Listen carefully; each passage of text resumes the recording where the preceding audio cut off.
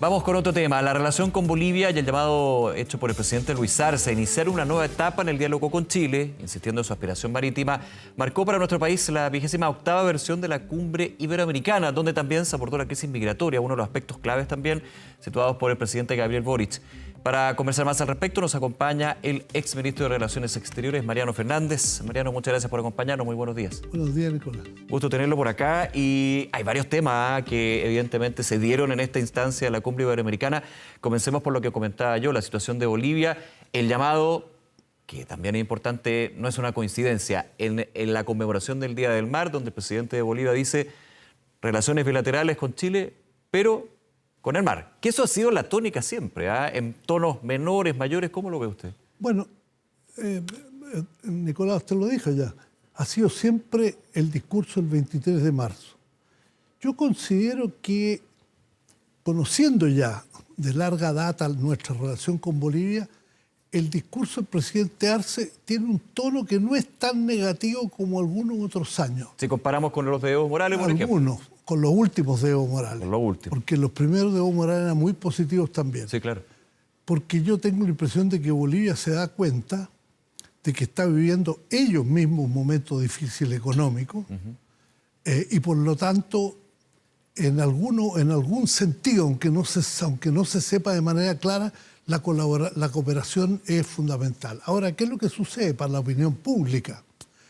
Que reivindica salir al mar, incluso como desconociendo que el Tribunal de la Haya haya sido tan categórico como fue y que dijo Chile nunca se ha obligado a negociar ninguna salida al mar. Y déjeme detenerme ahí porque yo también leía declaraciones del expresidente Evo Morales cuando trataba el tema del fallo de la Corte de la Haya a favor de la posición chilena, pero que dice había una obligación de dialogar, conversar, hablar sobre el tema. Ahí esa también es una interpretación que tiene Bolivia con respecto a eso. No, claro, pero no es una obligación. O sea, es un llamado. La Corte dice, sobre todo la Corte Internacional de Justicia, que trata de llegar a lo más justo hasta en el detalle, como fue en el caso del fallo del Perú, digamos, nosotros ganamos toda la parte jurídica, pero la Corte hizo en los hechos un ajuste para que sintiera Perú que había habido justicia. Entonces, declara la Corte que los países pueden seguir conversando. ¿Sí? El fallo no significa que junto con esto se rompieron, digamos, no se terminó la posibilidad de conversar sobre cualquier cosa. Entonces, ahí está abierto, pero Chile se lo conoce, lo sabe. En 1904 fijó la frontera. Todas las fronteras chilenas han sido fijadas por tratado. Chile no tiene ninguna disponibilidad a modificar ese estatus. Ahora, ¿cómo ve usted que el presidente boliviano llame a una nueva relación, entendiendo la relación que existe desde hace tantos años entre Chile y Bolivia, pero hay una condición con respecto al mar ahí? ¿Es un condicionante? ¿Es un punto que también uno pensaría en cualquier relación con Bolivia es ineludible que el tema del mar aparezca porque, de hecho, constitucionalmente hablando en Bolivia está establecido? Por supuesto. No, si eso está... Mire, ¿no debería sorprender a eso? No solamente nos sorprende, sino que a mí no me parece tan negativo el listado de 7 puntos, ya, porque tuvimos antes una agenda de 13 puntos, donde el ministro Van Claveren es un maestro, porque él estuvo gestionándola, y ahí se incluían muchos temas, no se excluía nada. Entonces, esta propuesta boliviana actual, yo creo que hay que tomarla con sentido práctico, y lo que uno le pide a la opinión pública, en vista de las cosas que tenemos, no exacerbar la polémica, porque es muy fácil empezar a decir hoy día barbaridades o fuertes, decir que se han imaginado, claro, que esto... Los nacionalismos que son tan exacerbados muchas veces en este Hay tiempo. que tratar de trabajar. Hay un punto, por ejemplo, que la gente casi pasa desapercibido, que tiene que ver crimen organizado y contrabando. Sí. Bolivia sufre mucho el contrabando. Sufre mucho el contrabando y nosotros estamos sufriendo el crimen organizado.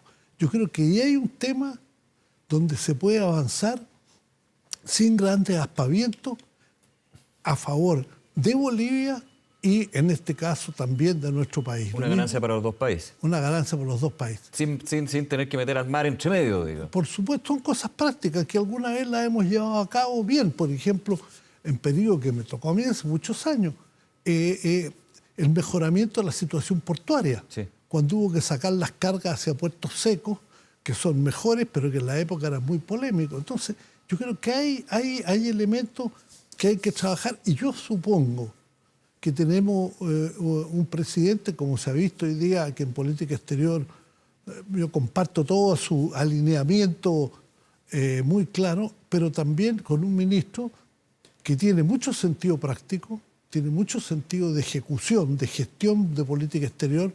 Yo me imagino que van a tomar estos puntos y van a trabajar sobre eso de manera concreta con Bolivia. Mariano, ¿cómo ve usted o cómo notó el mensaje? Porque finalmente era un mensaje del presidente Boric en el norte del país, en la región de Tarapacá, cuando habla de Venezuela, pero me quedo con Bolivia un segundo más.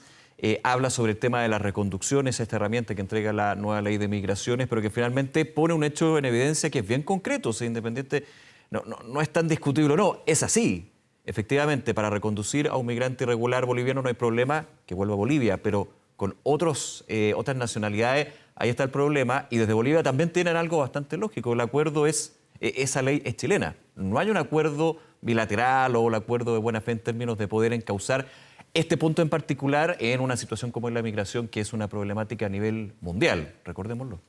Mire, yo no voy a tratar de sustituir aquí las tareas de la Cancillería o del gobierno, pero algunas cosas se pueden decir en general. De los inmigrantes que tenemos, la inmigración boliviana es sumamente ordenada, porque son inmigrantes que vienen como temporeros, vienen a trabajar y luego se van. Así es. Entonces, yo tengo la impresión de que si uno mejorara y facilitara el acceso, entrada y salida y la regulación de la permanencia de los inmigrantes bolivianos, podríamos abrir un camino también con Bolivia para tratar los otros temas. Ya. ¿Se fija? Porque además estos inmigrantes bolivianos representan un ingreso para Bolivia. Por supuesto. Y me decía, no tengo las cifras, que es un ingreso que no es despreciable. Entonces, estas cosas Ir además... potenciando ese aspecto de migratorio para poder abordar las otras problemáticas que se plantean. Exactamente, sobre todo porque queremos todos una migración ordenada, regular y legal, ¿no? Entonces, esto se puede tomar, yo me imagino que el gobierno algo debe estar haciendo. Ahora, déjeme ver un segundito, voy a volver con Bolivia, pero lo de Venezuela también es un tema. O sea, el presidente Boric hablaba de Bolivia en términos de las reconducciones y las expulsiones con la situación de Venezuela. Después se detallaba desde el Ministerio del Interior lo que puede ser un decreto de expulsión que dura 48 horas. Y en esas 48 horas no se tiene la autorización de espacio aéreo, por ejemplo, de Venezuela, ese decreto queda nulo, digamos. Hay una complicación en términos logísticos prácticos para la expulsión por las distintas causales acá, que no solamente ha ocurrido con este gobierno, sino con el gobierno anterior también. Bueno, mire, la verdad es que lo de Venezuela... y un ámbito completamente distinto porque hay una relación claro, más compleja. No, y mirado en general, me dicen 4 millones de venezolanos circulando y algunos agregan otros 2 millones circulando dentro con expectativas de salir. Es la diáspora migratoria más grande que ha existido en la historia, desde luego en América Latina. Sí. Entonces, el tema, si vamos muy al corazón de las cosas, empieza por Venezuela. Empieza por el propio régimen de Maduro, que sigue expulsando gente y del que sigue arrancando gente, claro. que tiene una persecución contra cualquier persona que se asome ligeramente distinta y que, según informaciones que yo he leído también, es un régimen extremadamente corrupto. Por lo tanto, es muy difícil el trabajo con el gobierno venezolano. Usted vio que Maduro venía a la cumbre y no llegó a la cumbre. ¿Se fija? Sí, lo dice el canciller, digamos, representación. Claro, entonces, ¿qué sucede? Que el gobierno chileno, supongo, está tratando de tener el diálogo y la conversación más práctica, anunció... El presidente Boric, que ha sido muy crítico de hace un harto rato de la situación de Maduro y el gobierno de Maduro. ¿Que saben lo que pasa? Perdone que abra un pequeño paréntesis. Yo creo que el presidente Boric en política exterior ha estado impecable. ¿Por qué razón? Porque se ha alineado con la democracia, los derechos humanos y las libertades de manera inconfundible, sin matices.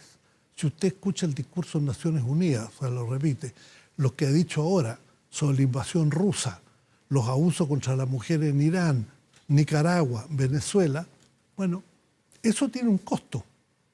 Pero como el mismo presidente ha dicho, la democracia se mejora con más democracia. ¿Usted ve más relevante esa postura, digamos, del presidente Boric y del gobierno del presidente Boric a lo que acusaban algunos sectores como desprolijidades desde la Cancillería? No. La situación con Israel. Yo sé que es otro tema, pero... Separemos la desprolijidad. ¿Usted separa eso? No, separémosla completamente. Ya.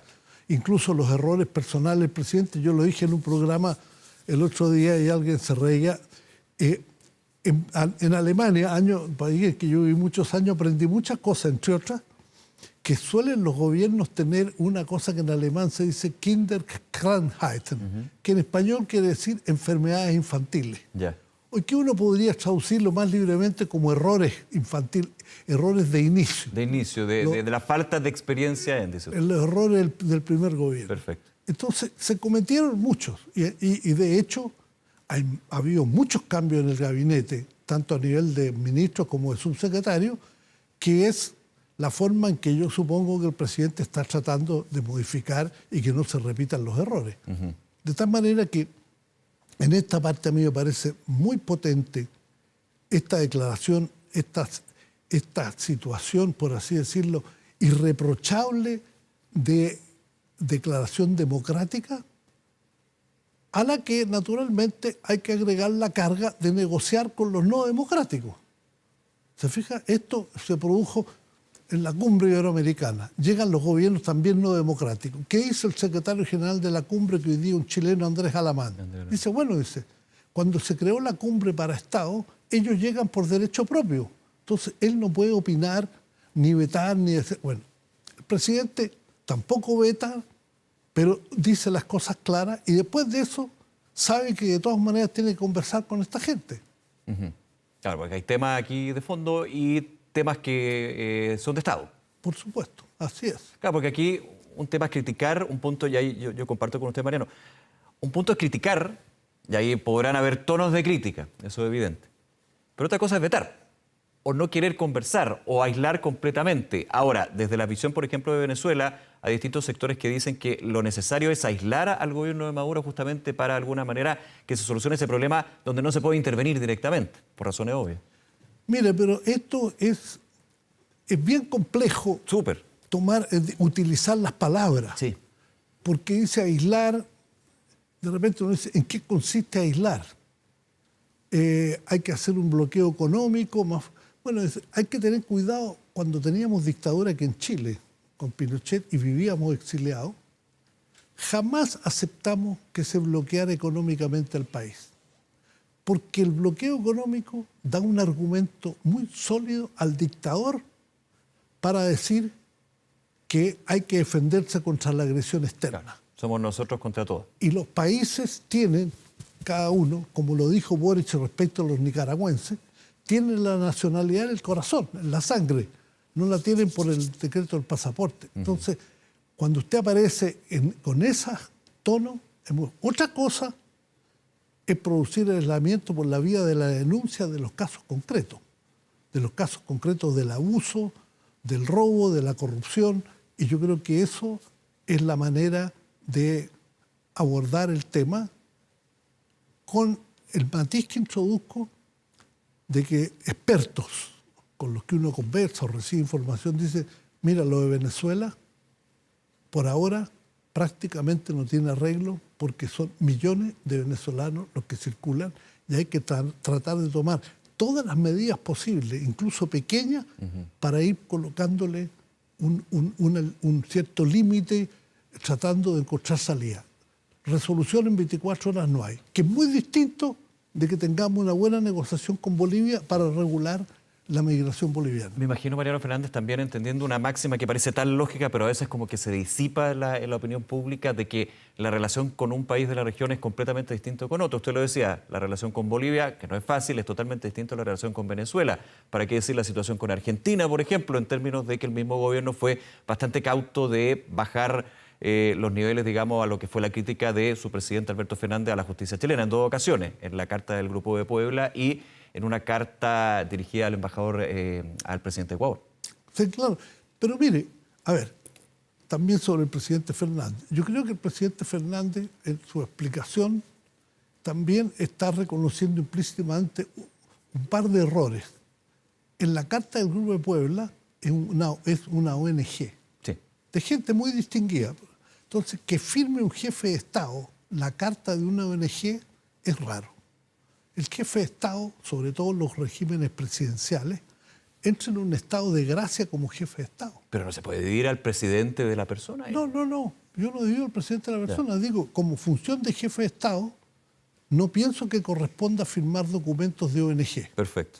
Justamente porque usted es jefe de Estado. Usted representa un Estado. Representa un Lo Estado. representa Mariano Fernández. Y lo otro una no gubernamental. Claro, Exactamente. claro. Como usted es jefe de Estado, es lo gubernamental por antonomasia. Uno. Ya. Y segundo, lo de la persecución política, porque aquí están también connotadas personas de otro carácter, como el propio Pablo Longueira, etc. Y esto no significa que uno no reconozca que puede haber errores en la justicia, que si el juicio tarda en exceso, no corresponde, etcétera, Ahora, en la carta se habla de persecución, en la primera carta. Pero eso es lo que yo digo. Ya. Persecución política es a un lado. Y aquí la persecución política sería a todo el espectro político, Claro. porque están procesados por una supuesta corrupción. Sin embargo, yo reconozco que cuando la justicia tarda en exceso, las cosas andan mal. Aquí voy a hacer una cuestión que no tiene nada que ver con esto. No sé si usted es demasiado joven, no se debe acordar del Chacal de Nahuel Toro. Sí, pues me acuerdo. Por ejemplo, es un gran ejemplo. Que la demora en producirle la pena de muerte fue horrible porque el señor se alfabetizó en el tiempo, por así decir, se civilizó en la cárcel. Y yo lo tengo muy de cerca porque yo era interno del Colegio Seminario de Chillán y sentimos los balazos del fusilamiento a las 6:30 de la mañana de un día del año 60. Imagínese. Mariano Fernández, se nos acaba el tiempo, pero muy interesante la visión, la conversación y agradecer también que nos haya acompañado. ¿Eh? No, muchas gracias por la invitación. Estos temas son algo significativo para el país. Creo que todos tenemos que contribuir a mantener la mar en calma. Sí, de todas maneras. Muchas gracias, que le vaya muy bien. Cuídese. Hasta luego. Hasta luego.